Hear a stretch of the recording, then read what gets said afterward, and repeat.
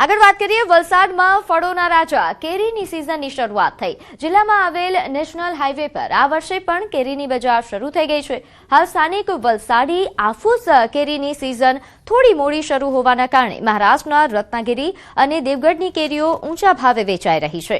આ ભાવ સાંભળી કંઈક લોકોને મીઠી કેરી હવે ખાટી લાગી શકે તેમ છે, છતાં પણ સ્વાદના શોખીનોએ આ કિંમત માનીને કેરી ખરીદી શરૂ કરી છે। વલસાડ જિલ્લામાં વલસાડી હાફૂસ માટે વિશ્વભરમાં આ કેરી પ્રસિદ્ધ છે અને દર વર્ષે કેરીની સિઝન દરમિયાન કરોડો રૂપિયાનું વેચાણ પણ થાય છે। હાલમાં હાઈવે પર ભરાયેલા બજારમાં કેરીની ડઝનની કિંમત જે 1200 થી 1500 રૂપિયા બોલાઈ રહી છે, જ્યારે સિઝનમાં વલસાડી હાફૂસ મણના 600 થી 800 રૂપિયામાં વેચાય છે। તેમ છતાં કેરીના મીઠા સ્વાદના શોખીનોએ ઊંચા ભાવમાં પણ કેરી ખરીદીને તેનો સ્વાદ માણી રહ્યા છે।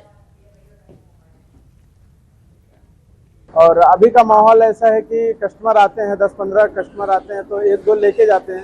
जिस तरीके से महंगाई है, ये महाराष्ट्र का हाफूस आ रहा है, महाराष्ट्र का देवगढ़ का रत्नागिरी का, तो ये 1500 रुपए 900 से लेके 1500 तक आ रहा है, डजन के हिसाब से आ रहा है। तो वलसाड़ का हाफूस 1 से 1.5 महीने का भी टाइम है।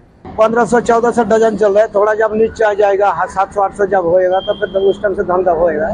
કેરી હમણાં હાલમાં મોંઘી છે, તો બી ટેસ્ટ કરવા માટે હમણાં અડધો ડઝન લીધી છે અમે। જ્યારે અહીંયા વલસાડી હાફૂસ ચાલુ થશે ત્યારે થોડી સસ્તી મળે છે। નાયબ મુખ્યમંત્રી હર્ષ સંઘવીએ સુરત જિલ્લાના માંડવી ખાતે નવનિર્મિત પોલીસ મથકનું લોકાર્પણ કર્યું હતું, તેમજ સુરત જિલ્લાના નવરચિત અનાવલ તડકેશ્વર પાલોદ પોલીસ સ્ટેશનનું પણ લોકાર્પણ કરવામાં આવ્યું। આ સાથે હર્ષ સંઘવીના હસ્તે સુરત ગ્રામ્ય, વલસાડ, તાપી તેમજ રેલવે પોલીસના 66 કરોડના પ્રકલ્પોનું લોકાર્પણ કરાયું। નાયબ મુખ્યમંત્રીએ પોતાના સંબોધનમાં પોલીસ પરીક્ષાની તૈયારી કરતા યુવાનોને પ્રોત્સાહિત કર્યા હતા, સાથે જ પોલીસને ગુનેગારો સામે હનુમાન બની કામ કરવાનું કહ્યું હતું।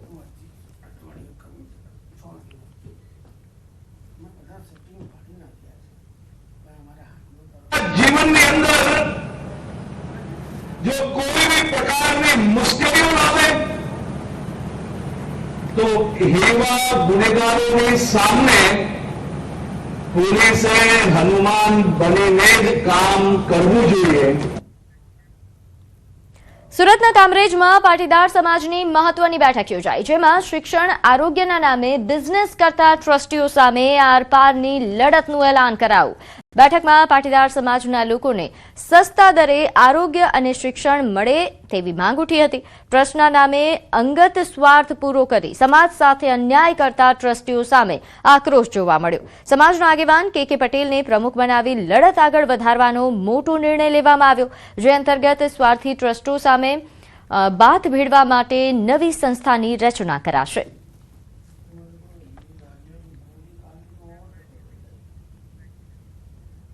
જૂનાગઢમાં વિકાસ થંભી ગયો હોય તેવું લાગે છે, કેમ કે લાખોના ખર્ચે બનેલો પુલ હાલ લોકોની હાલાકીનું કારણ બની રહ્યો છે। મેંદરડા તાલુકાના મીઠાપુર ગામમાં થોડા સમય પહેલા જ્યાં 35 લાખના ખર્ચે પુલ બનાવવામાં આવ્યો, પરંતુ આ પુલ જે સ્થાનિક લોકોએ સૂચવ્યો હતો તેના કરતાં કંઈક અલગ જ બન્યો।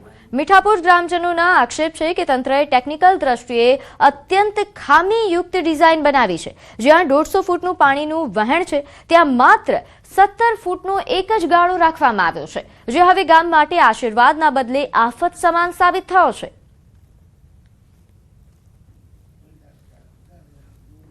આ હોકળાની અંદર મીઠાપુર, આલીધરા અને સમઢિયાળ 3 ગામના ખેતરોનું એટલે કે સીમનું પાણી આવે છે, તો પાણીનો પ્રવાહ પણ મોટો હોય તો આવી રીતનું એક ગાળાનો પુલ અહીંયા હાલે જ નહીં। આવું તંત્રની રજૂઆત પણ પહેલા પણ ગામ લોકોએ કરી હતી અને પછી પણ રજૂઆત કરી પણ એ થયું નથી। ટીડીઓ સાહેબ કે અત્યારે આવેલા નવા એન્જિનિયર સાહેબ કોઈ અમારું ધ્યાન દેતું નથી। અમારા પ્રગતિમાં કામ પડ્યા છે એ કામે પૂર્ણ થતા નથી, એટલે હવે તો અમે નવી બોડી એવી વિચારીએ છીએ કે અમે રાજીનામા બધા એક સાથે રાજીનામું આપી દઈએ। અમારા પ્રગતિના કામ છે, આવીને જોઈ જાય અમારે માલ લઈ ગયેલો ગામમાં પડ્યો છે, એ કામ પૂર્ણ કરતા નથી। તો મેંદરડા તાલુકાના મીઠાપુર ગામમાં વિકાસના નામે માત્ર પોકળ વાતો અને ભ્રષ્ટાચારની ગંધ આવી રહી છે।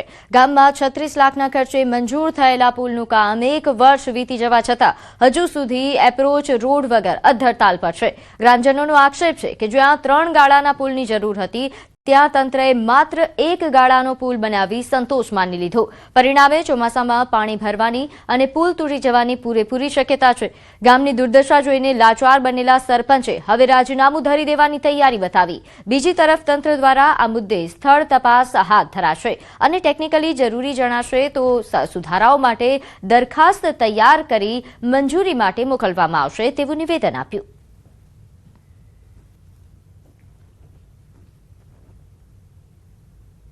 આ પુલમાં જે તે ખર્ચ કરી અને તાત્કાલિક ના બિલ કરી લીધેલા, પરંતુ ગામ લોકો હજી આ પુલથી હેરાન થાય છે. બળદગાડા વાડીએ જતા નથી, તેમજ આ પુલ માટેનો વૈકલ્પિક વ્યવસ્થા ડાયવર્ઝન પણ કરી શકતા નથી. ત્યારે ગામ લોકોને ખૂબ જ રોષ છે. રોજની કામગીરી બાકી છે જે અમે પૂર્ણ કરી આપશું ચોમાસા પહેલા, અને પુલ ચાલુ કરવાનું આયોજન અમારું પૂર્ણ રૂપે છે. અને રજૂઆત અન્વયે કોઈ જે વધારે સ્થળ છે તે મુજબ જરૂરિયાત જણાશે અમને તો આગળ દરખાસ્ત કરી અને મંજૂર કરાવશું. ભાજપનું આંતરિક જૂથવાદ અને ટકાવારીની રામાયણે હવે ગ્રામજનોના કામો અટકી રહ્યા છે અને નબળી ગુણવત્તાના કામો થતા હોવાના આક્ષેપો થઈ રહ્યા છે. ત્યારે વધુ એક ઘટના એવી બની છે મેંદરડા તાલુકાનું મીઠાપુર ગામ કે આપ જોઈ શકો છો કે જ્યાં પુલ બનાવવાનો હતો 3 ગાળાનો, ત્યાં 1 ગાળાનો પુલ બનાવી અને 45 લાખ રૂપિયાની કિંમતનો આ પુલ બન્યો છે. એટલે કે આ જે કામગીરી પર પણ હાલ સવાલો ઉઠી રહ્યા છે. બીજી તરફ ધારાસભ્ય જે માણાવદર વિધાનસભાના અરવિંદ લાડાણી અને જિલ્લા પંચાયત પ્રમુખ હરેશ ઠુમરની જે વચ્ચે ચાલી રહેલી રામાયણના કારણે લોકો હેરાન થઈ રહ્યા છે. થોડા દિવસ પહેલા એક ઓડિયો ક્લિપ વાયરલ થઈ છે જેમાં મેંદરડાના તાલુકા પંચાયતના પ્રમુખ અને અરવિંદ લાડાણી ગ્રાન્ટો બાબતની ચર્ચા કરતા હતા અને તેમાં હરેશ ઠુમરને પણ વચમાં ક્યાંક લાવતા હતા. અને તે જ પરિસ્થિતિ આ ગામમાં જોવા મળી રહી છે કે આ અંદરનો ડખો હવે લોકોના કામો થતા નથી. લોકોના કામો થાય છે તો નબળી ગુણવત્તાના થાય છે અને જેના કારણે લોકોમાં રોષ ફેલાયો છે. મતદાન બહિષ્કારની ચીમકી તેમજ મીઠાપુરના સરપંચ સહિતનાઓએ આગામી 15 દિવસમાં કામગીરી નહીં થાય તો રાજીનામાની ચીમકી ઉચ્ચારી છે. અમાર બખાઈ ન્યૂઝ 18 ગુજરાતી મેંદેડા.